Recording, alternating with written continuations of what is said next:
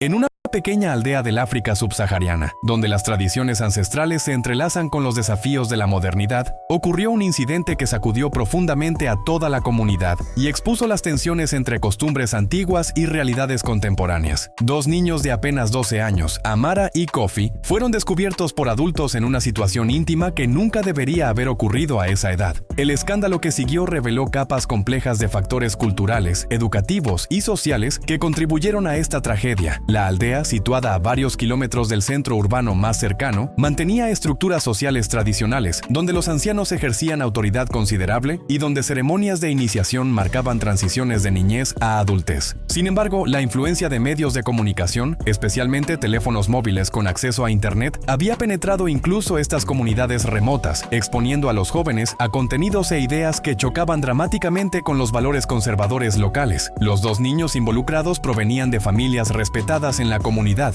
lo que intensificó el shock y la vergüenza. Amara era hija de un comerciante local, mientras que Kofi era nieto del herrero de la aldea, una posición de cierto estatus en la jerarquía tradicional. La historia de cómo estos niños llegaron a esa situación es compleja y multifacética, reflejando fallos sistémicos en múltiples niveles. Amara y Kofi habían sido compañeros de clase en la escuela primaria local, una estructura modesta con recursos limitados, donde un solo maestro frecuentemente enseñaba a múltiples grados simultáneamente. La educación sexual formal era prácticamente inexistente, considerada tabú e inapropiada por muchos padres y líderes comunitarios que creían que tales discusiones incitarían curiosidad prematura. En ausencia de información confiable y apropiada para la edad, los niños obtenían su educación de fuentes completamente inadecuadas, conversaciones distorsionadas con compañeros mayores, fragmentos de contenido adulto visto furtivamente en teléfonos y malentendidos de comportamientos adultos observados. Kofi había obtenido acceso a un teléfono inteligente de segunda mano, que su hermano mayor le prestaba ocasionalmente, y a través de él había visto contenido pornográfico que no tenía capacidad cognitiva o emocional para procesar adecuadamente. Su cerebro de 12 años simplemente no podía contextualizar lo que veía, y en lugar de comprender las complejidades adultas de intimidad, relaciones y consentimiento, desarrolló nociones distorsionadas y peligrosas sobre sexualidad. Amara, por su parte, enfrentaba sus propias confusiones y vulnerabilidades. Había comenzado la pubertad tempranamente, experimentando cambios físicos que la hacían sentir simultáneamente avergonzada y curiosa. Su madre, siguiendo tradiciones de modestia estricta, nunca había conversado con ella sobre menstruación, desarrollo corporal o relaciones, esperando que estos temas fueran abordados eventualmente en ceremonias de iniciación femenina. Esta ausencia de comunicación dejaba a Amara sin guía para entender las transformaciones que experimentaba. Ella interpretaba la atención que recibía de algunos niños mayores como validación positiva, sin comprender las dinámicas de poder o las implicaciones de diferentes tipos de atención. Kofi, quien había sido su amigo desde la infancia, comenzó a tratarla de manera diferente después de haber visto el contenido inapropiado en el teléfono. Él intentaba imitar comportamientos adultos que había observado sin entender su contexto o significado. Durante semanas, hubo señales de advertencia que los adultos no percibieron o ignoraron. Los dos niños pasaban tiempo solos con frecuencia inusual. Había cambios sutiles en sus comportamientos, y otros niños en la escuela habían comenzado a hacer comentarios sugerentes que fueron descartados como bromas infantiles inocentes. El día en que fueron descubiertos, habían faltado a la escuela, algo que inicialmente no levantó alarmas inmediatas, ya que el ausentismo era común en la aldea durante temporadas de cosecha o cuando niños eran necesarios para tareas domésticas. Se habían escondido en una cabaña abandonada en las afueras de la aldea, un lugar que conocían de juegos infantiles anteriores. Fue allí donde intentaron recrear lo que Kofi había visto en el teléfono, sin comprensión real de lo que estaban haciendo o sus consecuencias. Afortunadamente, fueron interrumpidos antes de que ocurriera penetración sexual completa por una mujer de la aldea que pasaba buscando leña y escuchó voces en la cabaña supuestamente vacía. Su grito de horror atrajo a otros adultos y rápidamente toda la aldea conocía lo ocurrido. La reacción comunitaria fue inmediata e intensa, mezclando shock genuino, vergüenza cultural, ira y confusión sobre cómo responder a una situación que no encajaba en ninguna categoría tradicional conocida. Los niños no eran adultos que hubieran violado tabúes sexuales, pero tampoco eran bebés inocentes cuyas acciones pudieran ser simplemente ignoradas. Esta ambigüedad creaba dilema profundo sobre responsabilidad, castigo y remediación apropiada. Las consecuencias inmediatas fueron caóticas y revelaron profundas divisiones dentro de la comunidad sobre cómo interpretar y responder al incidente. Los ancianos convocaron una reunión de emergencia del consejo de la aldea, algo reservado típicamente para disputas serias o violaciones de normas fundamentales. Las familias de ambos niños enfrentaban mostraban vergüenza intensa y hubo discusiones acaloradas sobre culpabilidad y responsabilidad. La familia de Amara inicialmente culpaba a Kofi, argumentando que él había corrompido a su hija inocente. La familia de Kofi contraargumentaba que Amara, siendo físicamente más desarrollada, había seducido a su nieto. Estas acusaciones mutuas ignoraban completamente la realidad de que ambos eran niños incapaces de consentimiento genuino y que actuaban desde el lugar de ignorancia y confusión al invés de malicia o deseo adulto genuino. Voces más moderadas en la comunidad intentaban señalar que esto no era cuestión de culpar a niños individuales, sino de reconocer fallos colectivos en proteger y educar a la juventud. Sin embargo, estas voces frecuentemente eran ahogadas por reacciones más emocionales y vindicativas. Hubo propuestas de castigos físicos para ambos niños, de rituales de purificación tradicionales e incluso sugerencias de que deberían ser casados entre sí para remediar la transgresión, una respuesta que habría simplemente compuesto la tragedia. La intervención externa finalmente vino de una trabajadora social que visitaba periódicamente la región como parte de un programa gubernamental de bienestar infantil. Cuando escuchó sobre el incidente durante su visita rutinaria, inmediatamente reconoció que esto no era simplemente asunto de moralidad comunitaria, sino potencialmente caso de abuso infantil y negligencia que requería respuesta profesional. Ella insistió en que ambos niños fueran evaluados por profesionales de salud mental y que el incidente fuera reportado a autoridades apropiadas. Su intervención enfrentó resistencia significativa de líderes comunitarios que percibían esto como interferencia externa en asuntos internos de la aldea, reflejando tensiones más amplias entre autonomía tradicional y estructuras estatales modernas. Eventualmente, después de negociaciones delicadas que involucraban al jefe de la aldea, maestros escolares y líderes religiosos locales, se alcanzó compromiso donde los niños recibirían asesoramiento mientras permanecían en la comunidad y donde toda la aldea participaría en programa educativo sobre protección infantil y desarrollo apropiado. La trabajadora social también insistió en investigar la fuente del contenido pornográfico al que Kofi había tenido acceso, lo que llevó a descubrimientos inquietantes sobre cuán ampliamente material inapropiado estaba circulando entre la juventud de la aldea a través de teléfonos compartidos. La evaluación psicológica de Amara y Kofi reveló el daño ya infligido por el incidente y sus secuelas. Amara mostraba signos de trauma significativo, no tanto por el acto sexual incompleto en sí, que ella no comprendía completamente, sino por la reacción comunitaria violenta y acusaciones de que ella era responsable por corromper a Kofi. Ella internalizaba culpa y vergüenza intensas, retirándose socialmente y desarrollando síntomas de depresión. Kofi, mientras menos visiblemente traumatizado, mostraba confusión profunda y negación, insistiendo que simplemente estaba jugando y que no entendía por qué todos estaban tan molestos. Él también enfrentaba ostracismo de compañeros y adultos, siendo etiquetado como pervertido prematuro de maneras que probablemente afectarían su desarrollo de identidad por años. El psicólogo que los evaluaba enfatizaba repetidamente a la comunidad que estos eran niños víctimas de fallos adultos en protección y educación, no perpetradores que merecían castigo. Explicaba que a los 12 años el desarrollo cerebral, particularmente en áreas relacionadas con control de impulsos, evaluación de riesgos y comprensión de consecuencias, está profundamente incompleto. Exponer niños a contenido sexual adulto sin contexto o educación apropiada era fundamentalmente una forma de abuso que los ponía en riesgo de actuaciones inapropiadas. El incidente forzó a la comunidad a confrontar realidades incómodas sobre cómo la vida en la aldea estaba cambiando y cómo prácticas tradicionales eran inadecuadas para desafíos modernos. La penetración de tecnología, especialmente Internet móvil, había ocurrido más rápido que la capacidad comunitaria de desarrollar respuestas apropiadas. Contenido que previamente habría sido imposible de acceder en aldea remota, ahora estaba disponible en bolsillos de niños, sin filtros o supervisión. Mientras generaciones anteriores habían aprendido sobre sexualidad gradualmente a través de observación de naturaleza, conversaciones codificadas con mayores durante rituales de iniciación y eventualmente experiencias dentro del contexto de matrimonios arreglados en adolescencia tardía, la generación actual estaba siendo bombardeada con representaciones explícitas y distorsionadas de sexualidad,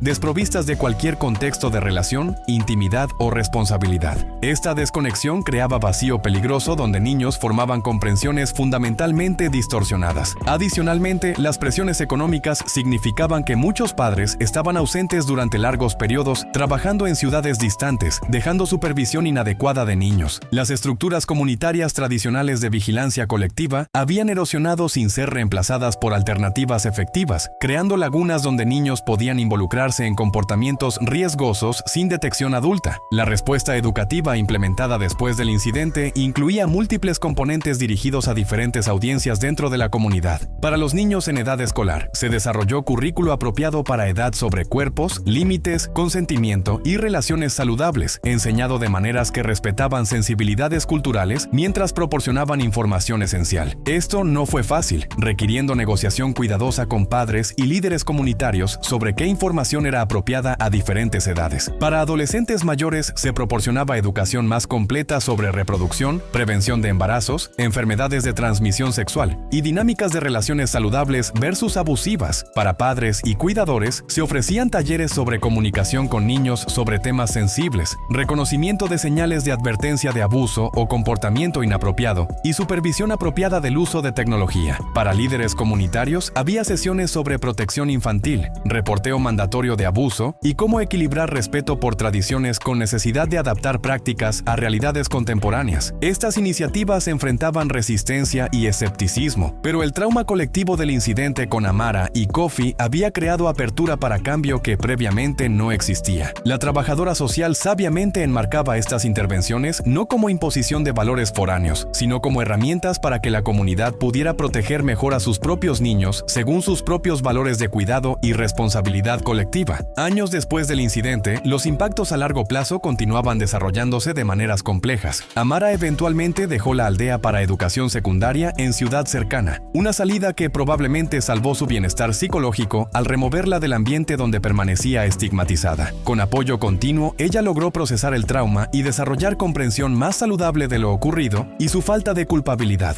Kofi permanecía en la aldea, donde gradualmente la intensidad de la atención sobre el incidente disminuyó, aunque cicatrices psicológicas permanecían. Él desarrollaba relaciones complicadas con la sexualidad y la intimidad que requerirían trabajo terapéutico continuo. La comunidad como conjunto había sido permanentemente alterada por el incidente y las intervenciones que siguieron. Había mayor apertura sobre discutir temas previamente tabú, mayor vigilancia sobre el acceso de niños a tecnología y mayor disposición a buscar ayuda externa cuando enfrentaban problemas más allá de su experiencia tradicional. Sin embargo, también había pérdida de cierta inocencia comunitaria y reconocimiento de que el mundo había cambiado de maneras que hacían que viejas formas de hacer las cosas fueran insuficientes. La historia de Amara y Kofi se convirtió en cuento de advertencia dentro de la aldea, invocado cuando se discutían desafíos de criar niños en era digital, aunque frecuentemente las lecciones extraídas eran simplificadas o distorsionadas. La verdad compleja y matizada de que dos niños habían sido fallados por adultos que no los protegieron ni educaron adecuadamente era menos cómoda que narrativas que culpaban a tecnología, influencias externas corruptas o debilidad moral de individuos. La historia de este incidente en una aldea africana resuena más allá de su contexto específico, reflejando desafíos que comunidades en todo el mundo enfrentan en la era digital. La sexualización prematura de niños a través de exposición a contenido inapropiado, combinada con educación sexual inadecuada y comunicación limitada entre generaciones sobre temas sensibles, crea condiciones donde tragedias como esta pueden ocurrir. En África particularmente, donde tradiciones de modestia y tabús sobre discusiones abiertas de sexualidad colisionan con realidad de juventud crecientemente conectada globalmente, la necesidad de enfoques nuevos es urgente. No es suficiente simplemente denunciar influencias modernas o intentar aislar a niños de tecnología, ya que estas son realidades que no desaparecerán. En cambio, se requiere evolución valiente de cómo las comunidades abordan educación de la juventud, equilibrando respeto por valores culturales con reconocimiento de que niños necesitan información, guía y protección apropiadas para navegar mundo complejo. La alternativa, como Amara y Kofi descubrieron dolorosamente, es permitir que la ignorancia y el silencio creen vacíos donde niños vulnerables toman decisiones con consecuencias que alteran vidas, decisiones que nunca deberían haber tenido que enfrentar a edad tan tierna.